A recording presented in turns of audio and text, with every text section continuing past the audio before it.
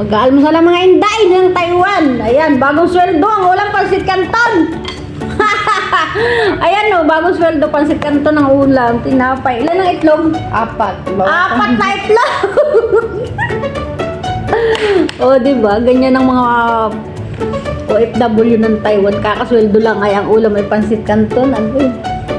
Okay lang yan. At least marami ako napasayang tao sa pamilya ko. O, diba? Kaya na tayo, guys. Nasaan si Ivan?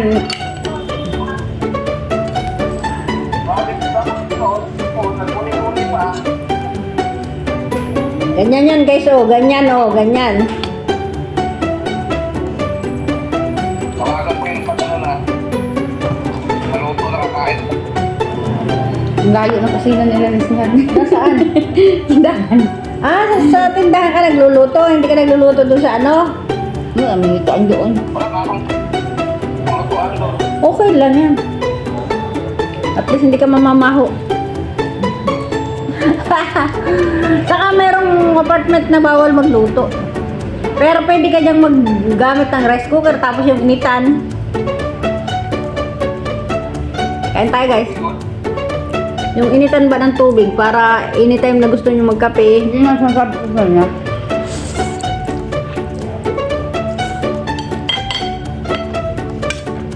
Bibili nga ako sila mamaya. Cup kay Oro yung cup noodles, ganun. Sarap, naalmusal namin. Kain tayo, guys. Oh, ayan, sarap.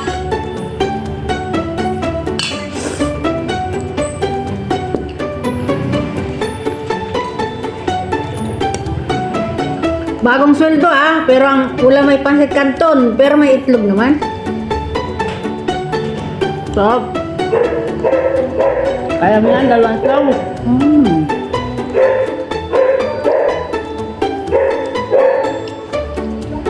Gutom na. Ay, ba't ka walang kape? Ako din. Nabahang tapos mamulao ka tayong dalaw dito. Nalimutan na yung kape. Huwag ka mag-alala. Ako magtitimpla na sa akin. Bahala ka dyan. Ikaw muna din. Bantayan mo yung live ko. Pagbalik mo, wala na.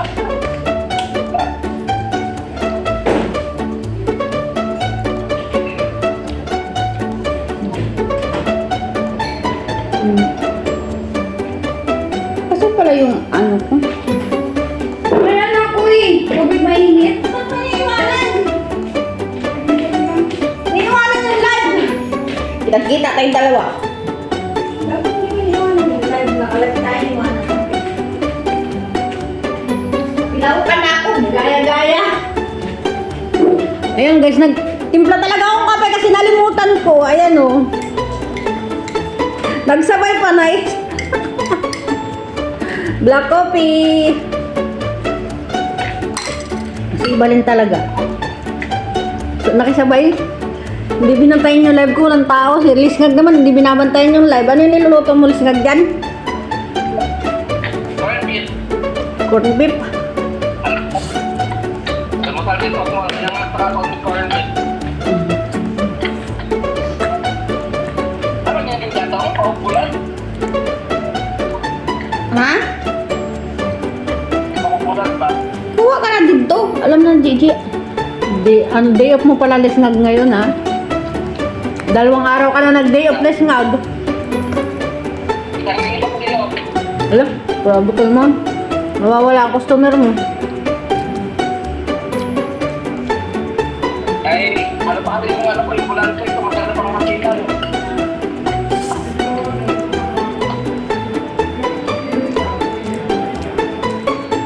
Nawawala yung ano mo, customer. Kailangan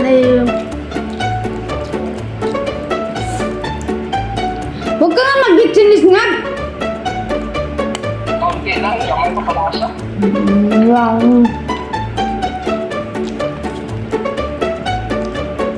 Nakita mo talaga, nag-bitchin. Hindi ko malagyan pati yan. Hindi ko talaga yung bilip noon pa. Hindi ako mag-sabitin.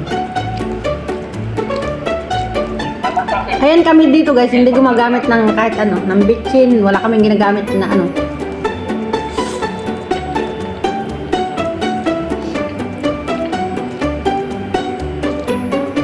Sarap ng itlog ni Snack.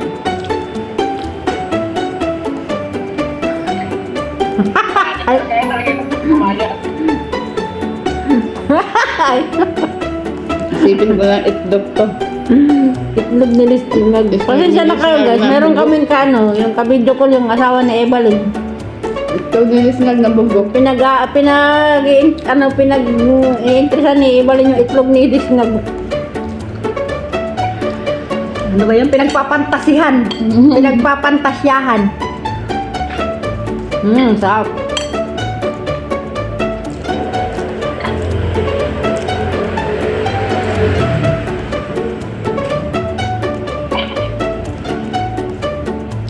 Ano kung gagawin sa kusina?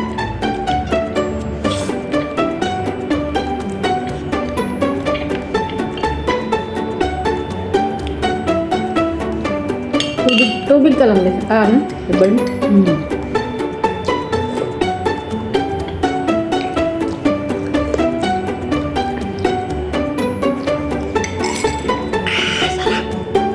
Ang sarap talaga. Yung black coffee without sugar. Uy, this nga para lumitan tiyan mo, mag black coffee without sugar ka. Ako, may sugar pa rin lang eh. Hindi nga.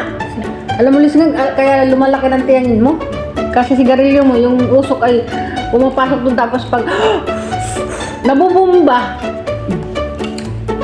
Kailangan ka naman ng garilyo para pag uwi ni Evelyn na ikaw ay gwapong-gwapo ah. Kaya nga, may abs Sexy, na. may abs ka na. Para maglaway man na ako. Nasa airport pa ako, naglalaway na ako. Ano pala yun? Rabies na pala yun.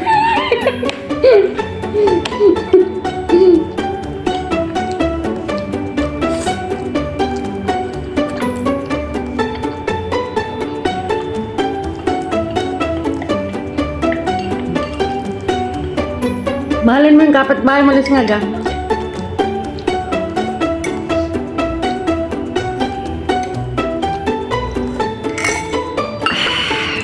Bigyan mo ng mga pagkain yung mga kapitbahay mo, Lisnag. Magmahal ka ng kapitbahay.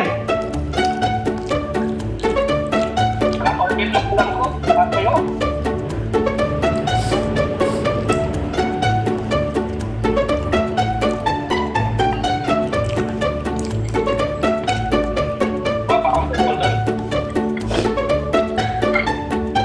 Dadalhin mo yan doon. Hindi ah. Oo, ang baliw. Kala ko yan ang isang itlog. Nakadalwa na agad itlog yung isa dyan. Oh. Hindi na kung itlog. Pinagpantasyahan yung itlog ni Lisnag. Naubos ka agad yung itlog eh. Di ba ang sarap ng nilagyan mo sili? Kung nilahat mo ba yung sili, naku ka. Ang mahal na kago.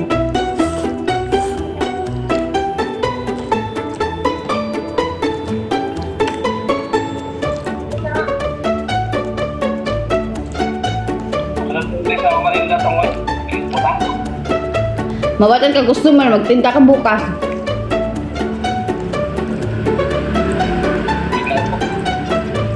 Lilipat yan sa iba. Kaya kailangan huwag kang hihinto. Kung mag-day off ka man, linggo lang. Huwag kang pasulbot-sulbot. Gagayahin talaga kita, Lisnag, pag ako umuwi ng Pilipinas.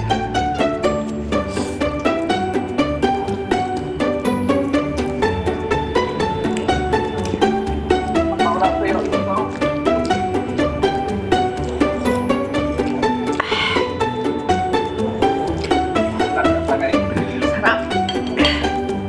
Kumuha pa ako ng isang katil. Heavy breakfast talaga. Bukas hindi ako mag-almusal kasi papadisok ako bukas.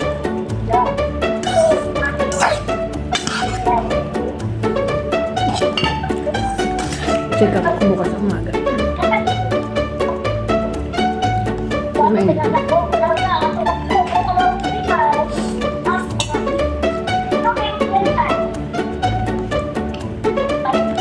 Mainit.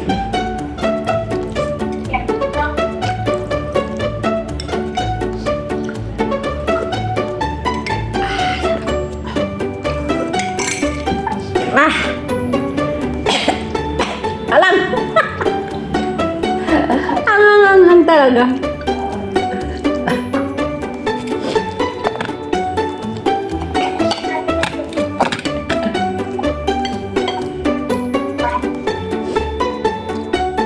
May napasok ako sa live sa TikTok kagabi. Ay, madilim na. Pinipilit ako mag-open camera. Puro mga Arabo yung bisita niya. Puro madilim. Ganun sa makikita umatong Tumboy siya eh. Ano, pumupunta daw siya dito sa Taoyuan tapos umakit daw siya sa Hutusa. Sabi ko, ka dito, punta ka dito. Kay JJ yan?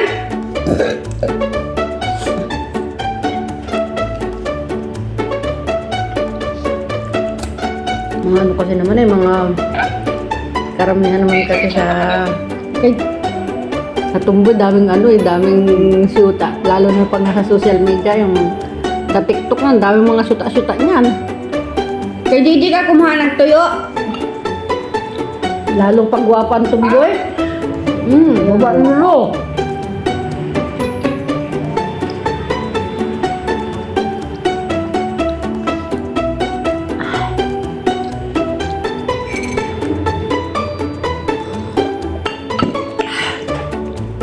Sarap! Ang lago ng buko. Ang lago-lago ng buko guys. Ayan, oo. Nandun si Gat. Wala ako, gusto nila ako nakita na. Alam nyo guys, ano to, hanggang tanghalian na itong niluto namin pagkain na to. Kala nyo, almusal lang to ha, hanggang tanghalian na to. Aglit lang da. Sama natin. Yan. Tumawag.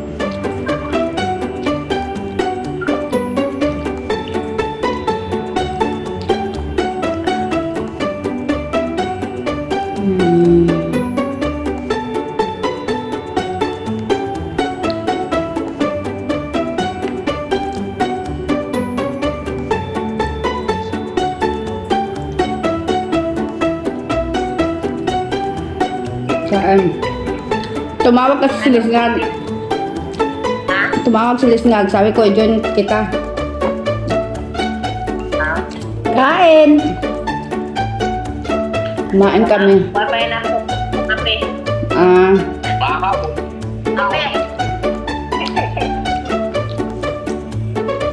Naku, pagkakasiri ang gatas. Ay, bawal ng kape.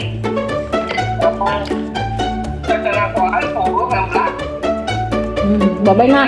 Dalawang gatas. Bye everyone. ah.